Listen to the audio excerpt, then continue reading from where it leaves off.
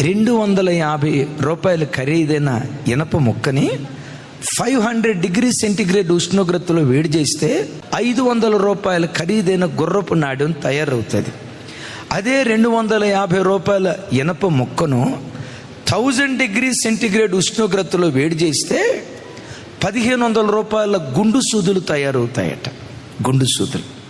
అదే 250 రూపాయల ఇనప ముక్కను 1500 డిగ్రీ సెంటిగ్రేడ్ ఉష్ణోగ్రతలో వేడి చేస్తే 1,50,000 రూపాయల షేవింగ్ బ్లేడ్లు తయారవుతాయట.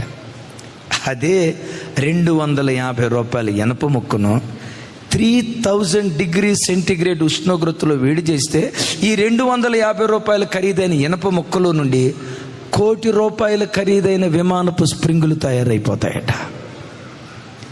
మంట పెరిగే కొద్దీ మహిమ కూడా పెరుగుతూ ఉంది.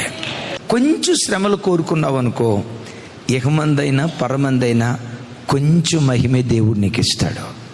ఎంత ఎక్కువ కాల్చబడతావో, ఎంత ఎక్కువ నలగొట్టబడతావో, ఎంత ఎక్కువ శ్రమలకు అప్పగించబడతావో, ఎంత ఎక్కువ నలిగిపోతావో భవిష్యత్తులో అంత వెలగటానికి దేవుడు కృప చూపిస్తాడు. మీలో ఎంతమందికి మహిమ కావాలి? ఆ మహిమ కావాలంటే ముందేం కావాలి? మండాల. ఎంత మండుతావో అంత ఖరీదైన వాడిగా మార్చబడతావు.